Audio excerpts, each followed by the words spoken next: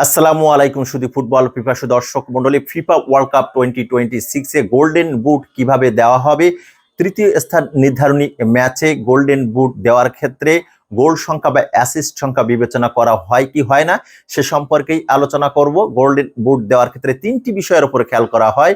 Number 1, most গোল। কোনো খেলোয়াড় সর্বোচ্চ সংখ্যক গোল করলে তাকেই গোল্ডেন বুট দেওয়া হয়। তবে একের অধিক বা একাধিক প্লেয়ার যদি একই সংখ্যক গোল করে তখন নাম্বার 2 অপশন, মোস্ট অ্যাসিস্ট। সর্বাধিক সংখ্যক সাহায্য করেছে কে, মোস্ট অ্যাসিস্ট করেছে কে, তাকেই কিন্তু গোল্ডেন বুট দেওয়া হয়। নাম্বার 1, নাম্বার 2, মোস্ট গোল, মোস্ট অ্যাসিস্ট, সর্বাধিক গোল এবং সর্বোচ্চ সংখ্যক সহায়তা যদি একাধিক খেলোয়াড়ের ক্ষেত্রে সমান হয় তখন নাম্বার 3 অপশন দেখা হয়। নাম্বার 3 অপশনটা হচ্ছে ফিউ মিনিট প্লে। এই গোলগুলো করতে মাঠে সবচেয়ে কম মিনিট খেলা করেছে কোন খেলোয়াড়, তাকেই কিন্তু গোল্ডেন বুট দেওয়া হয়। এবারের চলমান FIFA world cup 2026 Lionel Andres Messi, তিনি 8টি গোল করেছেন, 4টে অ্যাসিস্ট করেছেন, 712 মিনিট খেলা করেছেন 7টা ম্যাচে।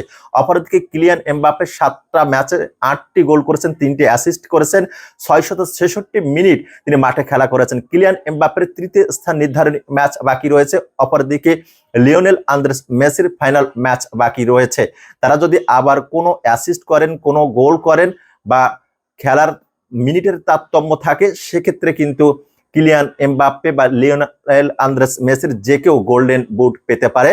Yet still now Kylian Mbappe has not been eliminated from the golden boot race.